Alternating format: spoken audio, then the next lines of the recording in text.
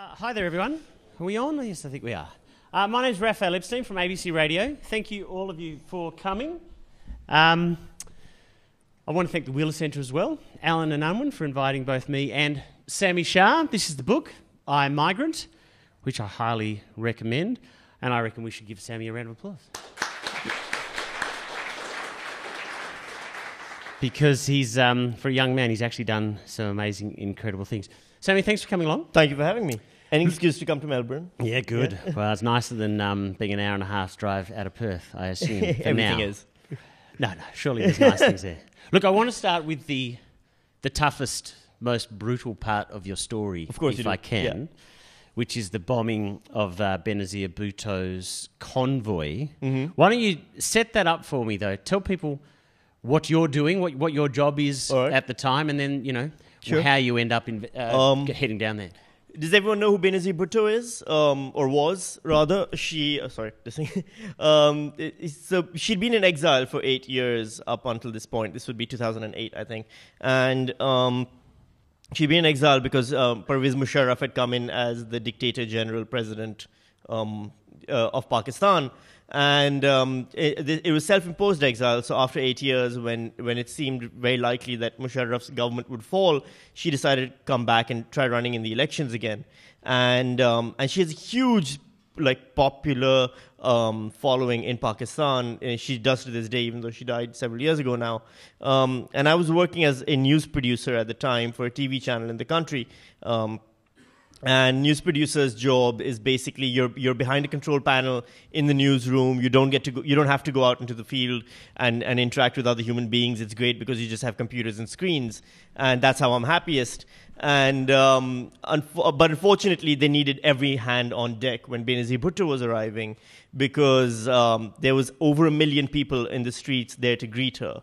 And so they sent all the producers and reporters and everyone out, and I was there with a team of two cameramen and 2 reporters, and I was a producer on site at the airport where she was arriving, and her plane lands and she gets out, and we get all our footage of Benazir Bhutto, which gets broadcast to the nation.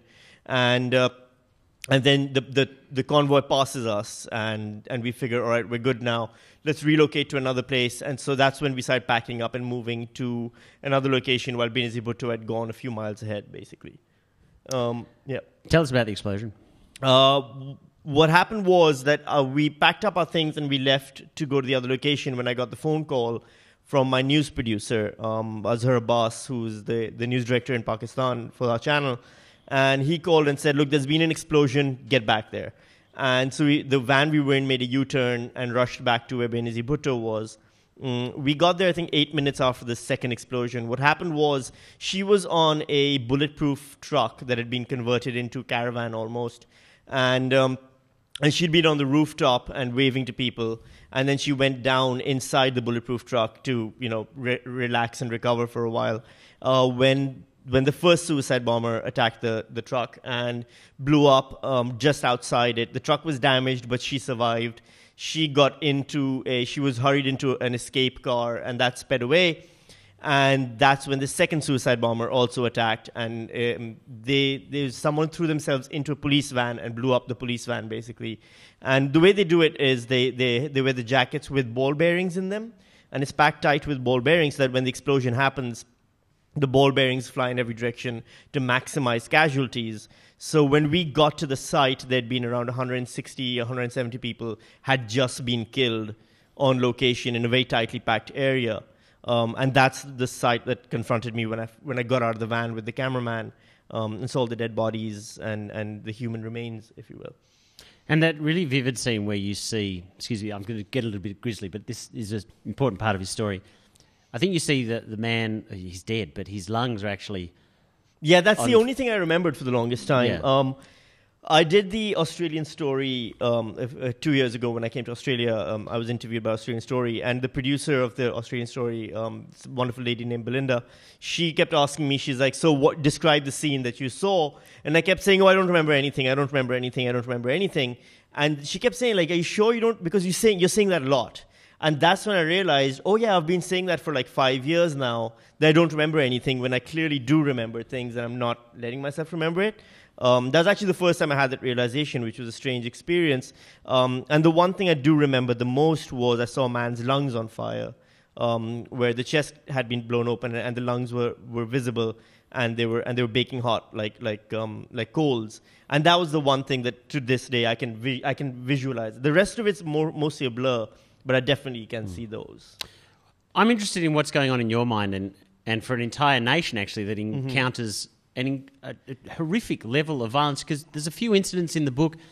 I think it's an accountant from the TV station who is shot, and you have to deal with that. Before the TV station, yes. I worked at a web design company. Sorry, at the advertising. There's also another incident, though. There's any number of incredible violence. There's no shortage of incredible acts of violence. So just give people an idea. What do you think is going on for someone in perhaps a city like Karachi or any major city? Is that just people in Pakistan just need to put those blinkers on to sort of deal with reality? What do you think is going on? You can't put on blinkers because it's happening all the time and everywhere. You can't say, I'm not going to look at it because it's everywhere you look, right? But at the same time, I think, especially in Karachi with 22 million people, where suicide bombings aren't just the only thing that'll kill you. Like in Lahore, for example, which is one of the other big city in Pakistan, suicide bombings happen, but the other things don't. So day-to-day crime is minimal and sectarian violence is minimal. In Karachi, it's a huge problem where there's many ways for you to die, not just one. And so what happens is people kind of realized a long time ago, you can either sit down and just start screaming, which is a very valid and human response, but you also have to do the groceries. And you can scream now and then do the groceries, or just suck it up and do the groceries. And I think that's the way people decide. Like a lot of people outside of Karachi look at Karachi and say, oh, Karachi, it's apathetic. Because there's suffering and death. Like there'll be a suicide bombing in the afternoon, and then the evening my friends will be like, hey, where are we going for dinner? And I'll be like, let's go to this restaurant. They're like, oh, the bombing happened there, it's closed. Let's go to this one. I'm like, all right, fine, let's go to that restaurant. And a lot of people are like, how can you live like that? And we're like, what else are we supposed to do? And that's the Karachi response, is what else are we supposed to do? This is how we live, and we have to get by on a day-to-day basis.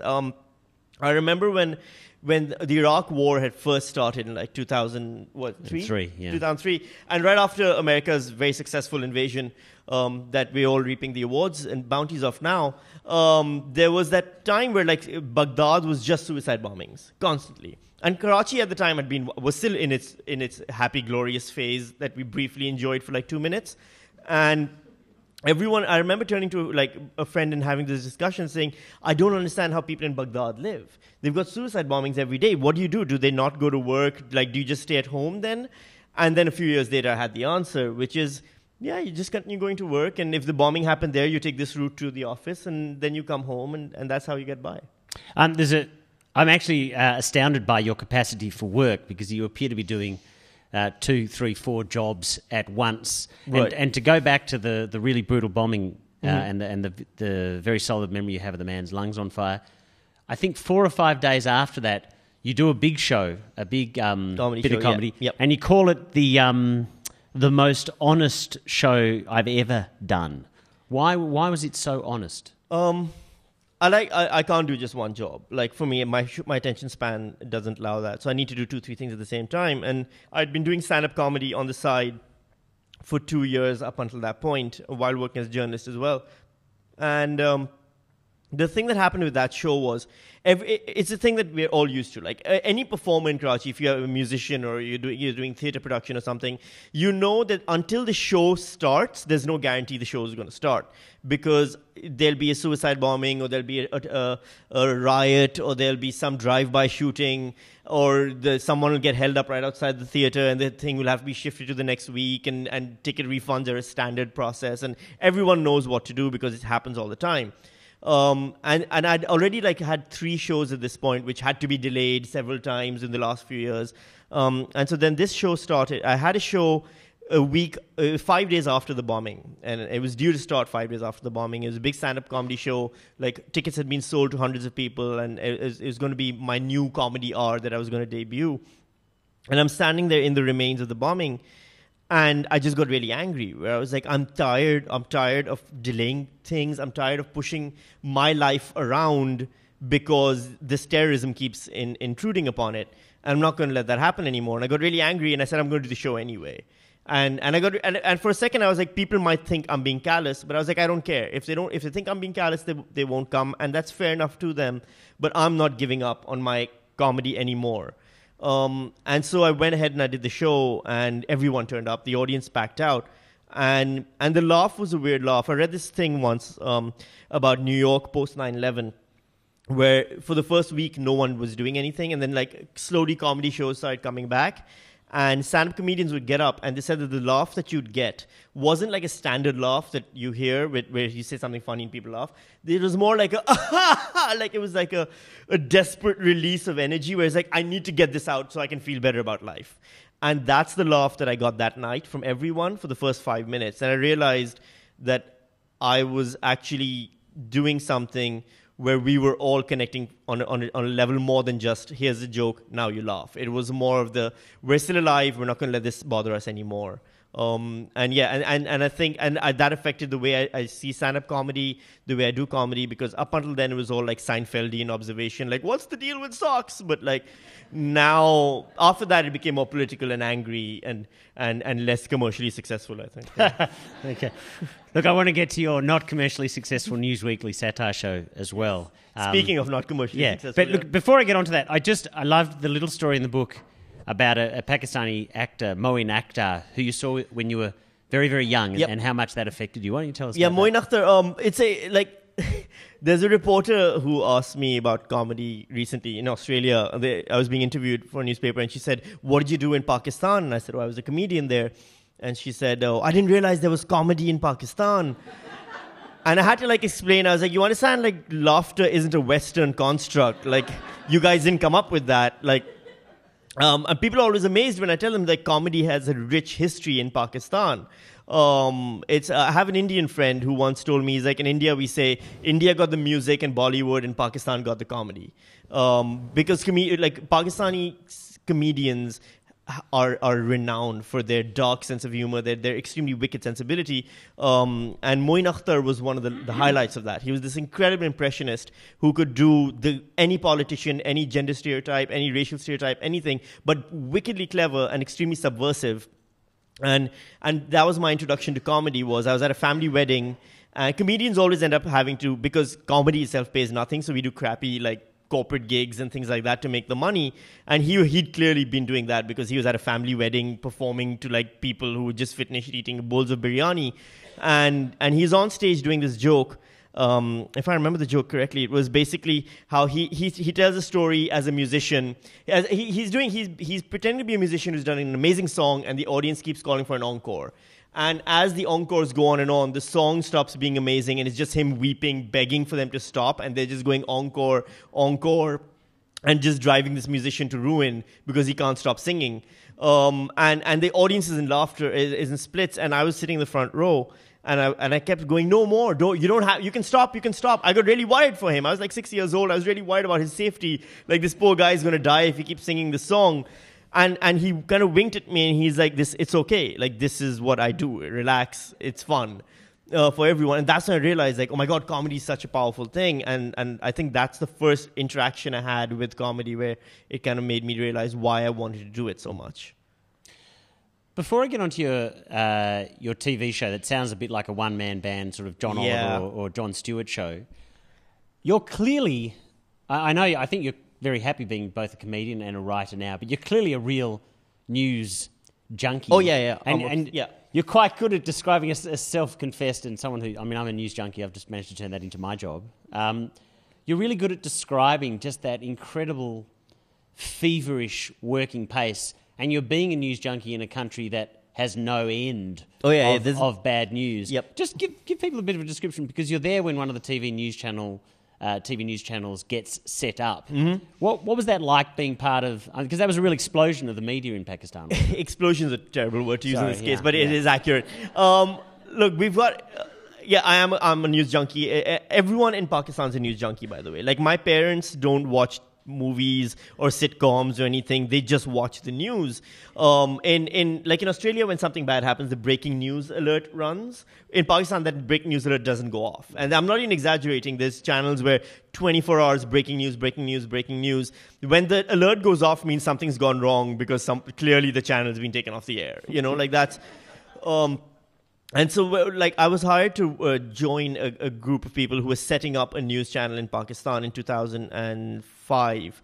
And we started work in 2005, and it was going to be like the first English language news channel in the country. It was a really big deal. And we started setting it up. And I remember, while the channel was being set up is when Pakistan started beginning its slide downhill. And there was a riot in the city, and I turned to my news director and I was like, "Oh my God, it's a shame we're not on air as a channel right now because we're missing this riot." And he's like, "This is Pakistan. There'll be tons more riots. Don't worry about." And he was right. There has not been a shortage of those since then.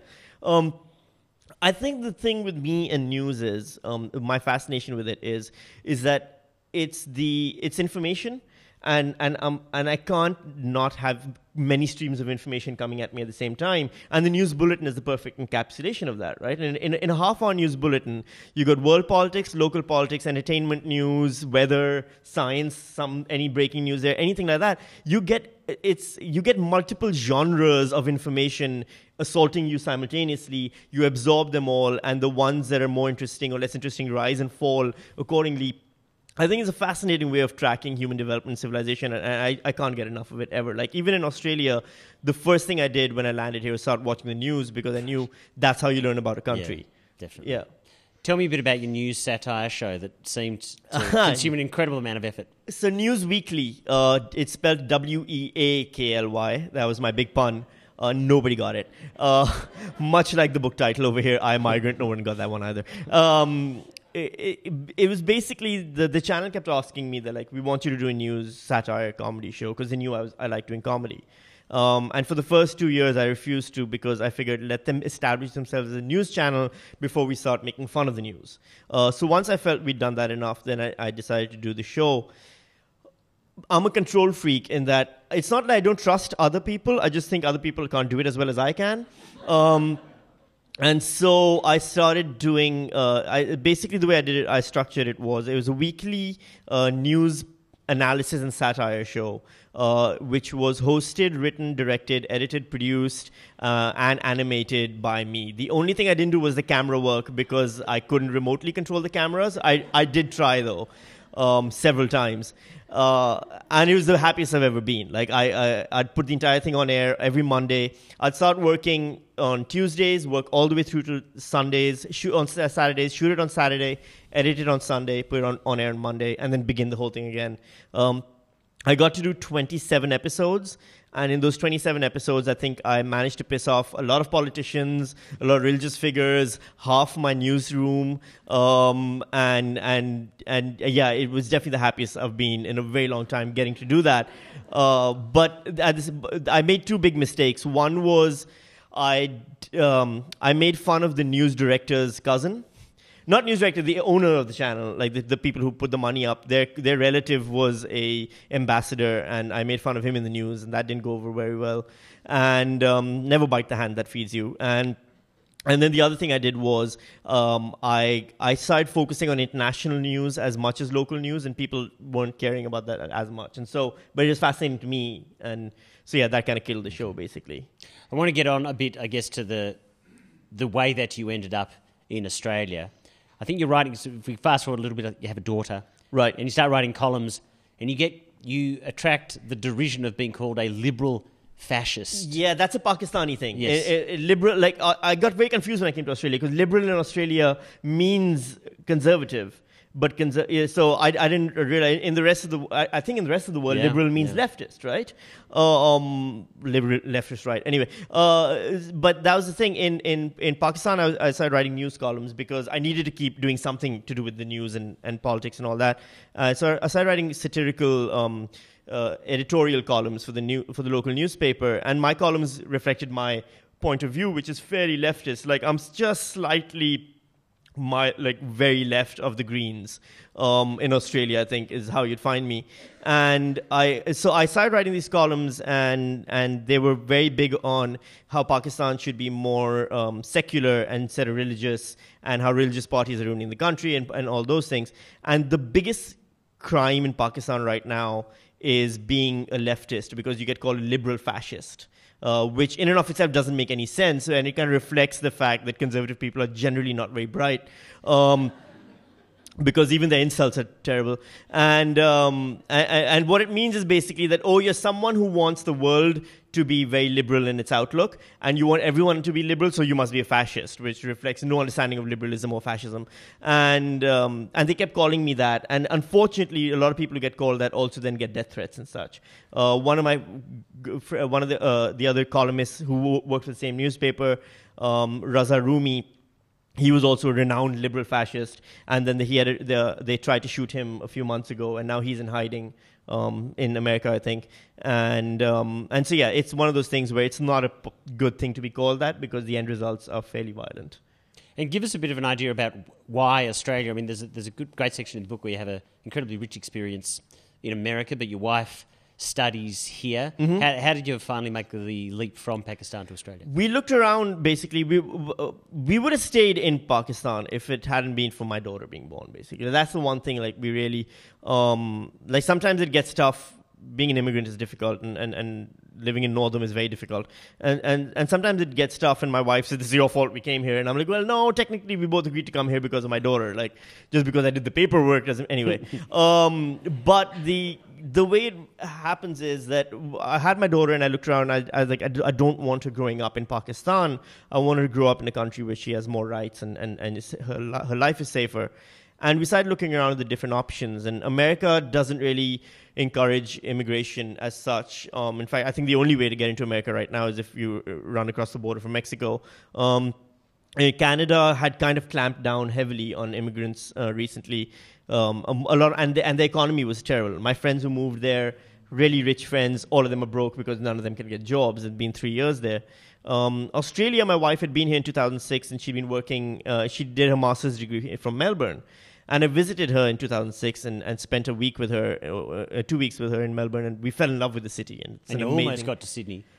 For a comedy festival. Yes, that was in 2008. The Sydney Comedy Festival on Cockatoo Island. Happened, I think, only twice. I think I jinxed it.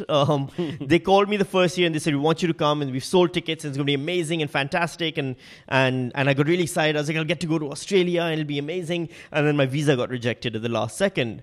Because the Pakistani passport isn't so much a passport as it is a voucher for free rectal exams, redeemable in airports around the world. And so we decided to look at Australia again. So in 2006, my wife had been here. She loved it. 2008, I almost got to visit, and I really wanted to try coming again. And so we figured, let's just do this. So in 2009, we began the immigration process. We filed the paperwork for work visas to come to Australia. And a quick 3 years later, it was processed. Yeah. And look, just before I get on to Australia and where you're living now, the laughing armed bandit which I think that's in Karachi just before you leave. Just explain that story, because that's quite an interesting story. It's a story that is actually notorious in Karachi now, because some people just don't believe it happened, but it's true. Right. Everyone in Karachi gets held up at gunpoint. It's actually it's a rite of manhood, almost like a Maasai ritual or something, where you have to get held up at gunpoint, and if you haven't, then you're the one holding the gun. That's actually a law there. And I'd been lucky, by the way. Everyone in my family had been held up. Everyone I knew had been held up at gunpoint. And a lot of people get shot and killed, and it's a very common thing. It's a very dangerous thing. And I was driving home from work a few weeks before we left for Australia. And I stopped at a traffic light, and there's a knock on the window. And just before I turned, I was like, yep, it's my turn. I turned around. I rolled down the window. The guy's got a gun to my head. And he says, give me a phone, give me a wallet. And so I looked down, I followed the protocol, and I took out the phone and wallet, and I handed it over, and he took it from me, and then I do not know to this day why, but he took the phone and wallet, and he said, I hope you're not angry with me. And I got really confused, and I kind of panicked, and when I panic, my idiot comedy brain kicks in, So I turned around and I said, "You've got my phone, you've got my wallet, leave me my anger."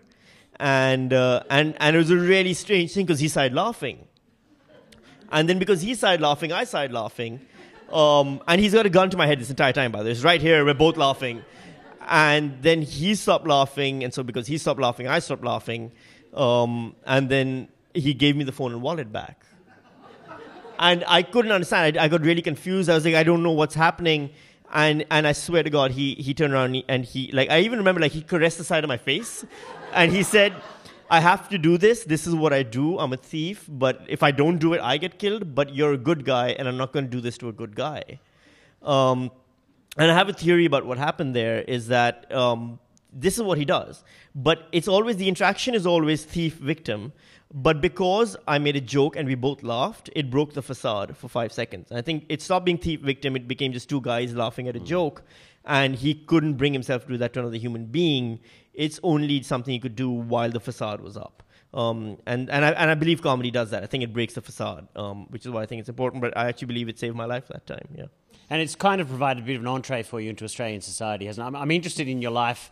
I think it's an hour and 40 minutes out of Perth. You have to live there under the conditions Yes, it's of a your work visa. It says that we have to live in regional Western Australia for 2 years. And the joke I like doing is that it lets us live in Australia, but also makes us feel like we never left a third world country in the first place. And it's kind of slowly easing us into the system. Your neighbours must love that joke. Oh yeah. No, I'm a hit in Northern with that joke. Yeah. But no, like we moved to we were actually looking around because we found out my lawyer very cleverly didn't tell us about the rules of the visa until we got the visa and he'd gotten his payment.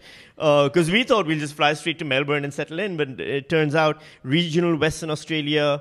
And so we started looking around and we saw this town called Mandurah, which is like an hour outside Perth, and its population is like, I think 500,000 or something. And I was like, 500,000 people, that's ridiculous, right? Like, how small is that? Because we're from Karachi, which is 23 million people.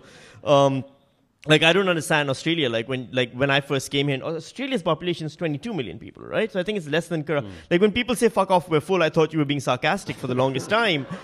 And then we looked at Mandurah and we're like, okay, fine, I guess we'll make do in Mandurah. And we reached Perth and there's no jobs in Mandurah at all because all the immigrants have the same idea.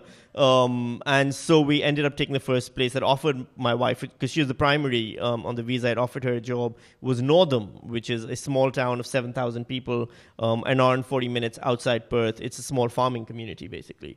And so we've been living there for 2 years now. We've done our time in Northam now. And look, I'll give everyone here a chance to ask a few questions. I've got a few of my own. Yep. It must be an interesting experience for you living through what the country's living through. Yeah. But, what's it been like? I mean, it's clearly you're an international citizen in terms of you've had college education and right. English is a natural language for you, but you've also moved to it's an incredibly remote place. What's it actually been like moving to Australia? Well, it's a strange thing because I've moved to small town Australia, and small town Australia is very different from big city Australia. Like Northam is very different from Perth, which is very different from Melbourne, and so there's been like a lot of eye-opening experiences just in terms of getting used to the fact that small town life is so radically different, and like I don't have to worry about being robbed or killed, but I do have to worry about a snake. So like that's something that was an eye-opening thing for me. Australia overall, I think the best example I can come up with was I write columns like freelance. I still like doing that, and one of the I wrote a column about the immigration minister's recent policies and my criticism of them, and I submitted it to a News Corp newspaper, a Murdoch-owned newspaper, and the editor came back and said, hey, why don't you submit this to Guardian? It would be more up their alley. I mean, you clearly are aligned with them politically. And I said, well, the thing is, like, if I publish in The Guardian, the people who read it are people who agree with me. If I publish it with you, the people who read it disagree with me, and therefore I get to change people's minds. And she said, look, here's the thing, we might not be able to publish it because we're not allowed to criticize the government.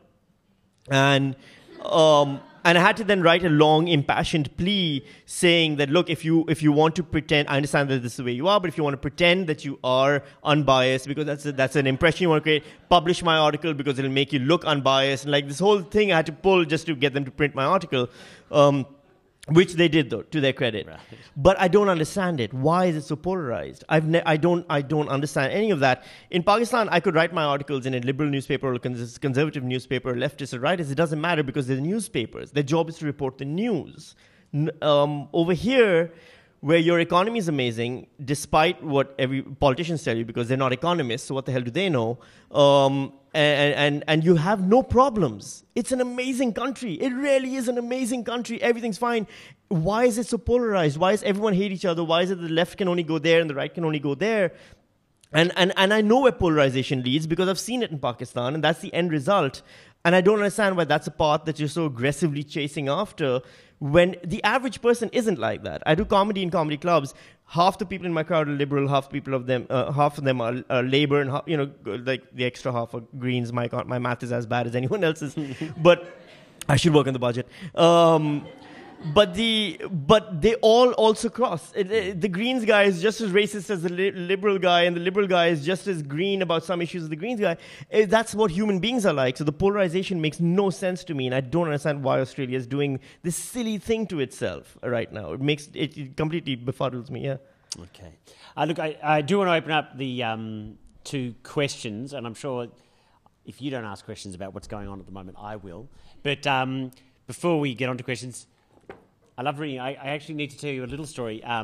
Sami's publishers are great, like all publishers, at deluging, your average local ABC radio station. There's about 8 or 9 of these lying around. I just sort of thought, another book. Just didn't get to it. Like, it was quite literally on the par. And then my colleague, Richard Stubbs, interviewed Sami, and I just wasn't aware of it at all. And I sort of come in the afternoon when Richard's finishing his show, and I think he'd just finished interviewing Sami, and we do our little chat, blah, blah, and then the 3 o'clock news, how was the show, blah, blah. And Richard was like, he was great. He was really funny. He's a great guy. You should really read this book. And I'm like, yeah, sure. Everyone tells me read a good book.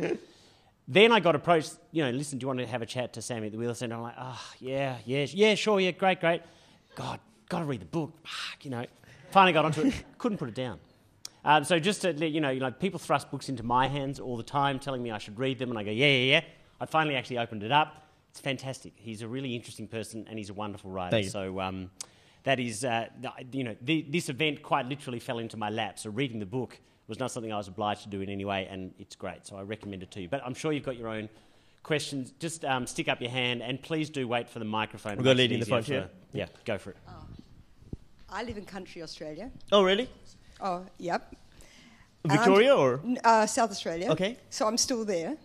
Now, you've done your 2 years in the country. Right. So what are your plans? You going to stay country, or are you going to move into a city? Well, we're there for a while still because we've applied for permanent residency, and then that takes a while to process. And I think it's minimum 5 months for processing, a maximum of infinity. And and I'm from Pakistan, so I'm probably going to be heading towards infinity than 5 months into processing. Until the processing is done, you can't leave. So you have to continue staying there. So we're there for a while still. We have no clue when we're going to get to leave. When we do get to leave, however, the plan was we look at Perth, we look at other cities, and see where the jobs are and where this is and that is.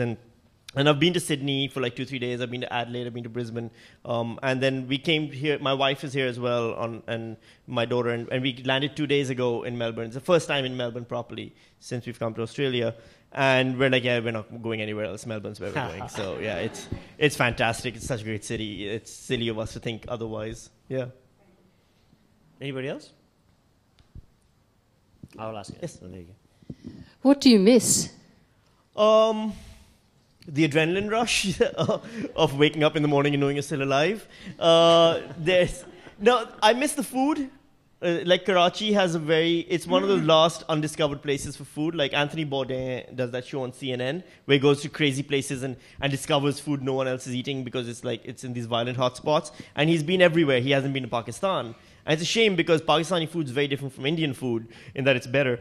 And and the thing is, but it's fantastic. It's delicious, and my parents are still back there, so I kind of miss my mom making food for me, which is it's a city thing, but it is there. Other than that, you miss certain things, and then you read the news, and you're like, oh no, I don't miss them. Like, what's wrong with me? Like, it's like I miss the power going out, because in Karachi, electricity is not a guarantee. It's a promise often broken, and so we get like a few hours of the day, every day it's gone, and it's a thing, it's a routine where the lights gone, put on the candles, this and that, and you miss certain routines, and then you're like, what's wrong with me? That's like missing being tortured or something. So it's I miss things less and less, definitely. I think there's another one in the front there. Yeah. Sami, you're right. We do live in an amazing country, and we're obviously now starting to become much more personally aware of, I suppose, terrorism and on the doorstep. And what I'm wondering is, when you're living confronted by death constantly and the prospect of your own death, do you start to value life less? I think it's one of those things where you value other people's life less, but I also think that everyone values other people's life less. Everyone loves to say all life is precious. That's something we all love to say, all life is precious, but it really is just my and my friends and family's lives are precious, and everyone else isn't as important. Because if you think about it, right now there are people dying everywhere, and we, it's not getting in our way as much. It's just the way it is, that there is, in Pakistan, if I stop to start thinking about how miserable other people's life is, I won't be able to function. And that was a big problem for me for a long time, where in Karachi you get homeless children are a very big, a very constant feature, where every traffic light, the car is confronted by like lots of homeless children, and you start giving them money, and then you realize if I give them money, then the money is being taken by a mafia that controls them, and they don't actually get it, so you give them food instead. And then you start thinking, all right, maybe if I adopt these 10 kids and pay for their education and their life, and the next thing you know, you've given away all your money, and your life is finished and broke because you've dedicated yourself to them, but you've got nothing left to give now. And I know many people who that's happened to, and I could feel it starting to happen to me, and so we left, and it was a very cowardly thing that I've done. I know that I should have stayed and helped, but I instead ran away because my life is precious to me, more precious than anyone else's. And similarly, I think everyone here goes to Bali, and there's misery in Bali that you don't see because it's outside the bus window on the way to the hotel. And it's the same around the world. So I think to say that life is more precious or less precious in certain places isn't true. I think it's equally non-precious everywhere in the world, except your own life. I have a very cynical approach to that, but it's kind of based on what I've seen, if you will. Yeah. But I do want to take one thing that you said, which was the terrorism on Australia's doorstep. Did you guys have a terrorist attack and no one told me? Because, did 9/11 happen here and did they forget to mention it in the news? Like, what happened? There's been nothing. 20 people were arrested by 600 policemen, which that's a lot of policemen for those 20 people, out of which 19 were let go the next day. That's right. But that story never got followed up. So one guy got finally prosecuted for illegal firearm possession, which Charged, is not prosecuted. Charged, not prosecuted, which is a lot different from trying to cut someone's head off. One mentally ill kid got shot, which is, he had flags and stuff. I don't know about that story yet, but nothing's happened, right? So America went nuts after 9/11. England went kind of nuts after 7/7. Australia went nuts because it was a Tuesday. What happened to cause this? I don't understand it. And I mean, it's one of those things where, a month ago, I was joking in a stand-up show where I said, Tony Abbott's ratings are so bad, he's going to fake a terrorist attack to raise them. And then a month later, I was like, wow, I guess I am prophetic. I should charge for this shit. That's really... It's a bizarre thing. I don't understand it at all. It's fine here. Everything's fine. And you're actually now actively guaranteeing something will happen with the current path. It's a weird thing where it's not at the doorstep. It's many doorsteps away, and you're waiting for it to come across. It doesn't make sense to me. Sorry. Wow. Another question, just the one down the back there. Sami, you're talking a lot about the violence back in Pakistan. Mm-hmm. What are some of the ordinary things about... being Pakistani that you miss, family and things like that? I mean, it's one thing that it's not like I'll ever stop being Pakistani. I was born in Pakistan, I spent 90% of my life there, and technically I'm still not an Australian either. I'm still a Pakistani on a temporary resident visa. So I'll always carry some things with me. I'll carry, for me, the most powerful thing about Pakistan, which not many people get to appreciate or get a chance to appreciate, is the music. We've got an amazing, vibrant music scene. And that's something that I carry everywhere. It's in my pocket, it's in my headphones, and it's the songs that I hear that the soundtrack to my life are Pakistani songs. So for me, like, that's a really important thing that I don't get to be a part of anymore, because I'm not there to find out the latest new songs. I hear about them now once they become bigger. Other than that, I think it's probably just, I don't know. I think, like, it's a weird thing because it's also where I am. I'm in Northam, which is a small town. I miss the hustle bustle of a big city. So that's not just specific to Karachi. That's just being specific to being a person who grew up in cities. I'm sure if I lived in Melbourne or Perth or someplace, well, maybe not Perth, but if I lived in Melbourne, I'd miss that less, because that would be more of a constant feature. Like, I walk around now and it feels like home to me, because there's people everywhere bumping into you and everyone's angry that you're stopping in the middle of the road. I heard, like, car horns the other day. I haven't heard car horns in 2 years, I realized. No one honks in WA, right? Like, and I heard someone, like, angrily bleating the horn here, and I was like, oh, that feels so good. Like, that is nice. So, yeah, you miss the weird things. And just, is there anyone born in Pakistan who perhaps has Pakistani parents in Northam? Pakistani parents in Northam? Well, I just wonder, is there anyone with any sort of Pakistani connections where you're living now? Not that I know. Not at all. So you're the one Pakistani. No, in the but village there's sort of a Malaysian family in town Okay. that have been there for like a few years now, and they have a really good restaurant in town. They're doing and they're wonderful. We recently, in the last few weeks, actually, an Indian family moved into town. And like, I saw them walking, and I was like, what are they doing here? Like, this is my town. Like, it was like hey, I'm the brown guy. Like, no, like, it was like a weird, like, territorial thing. So, yeah. war on the streets of Northam. Yeah. There's another question there. Sami, what prompted getting into stand-up comedy? And if you'd come to Australia, say, 10 years ago, do you think you would have got into stand-up comedy? I don't think stand-up comedy is something you choose to do. I think it's a compulsion.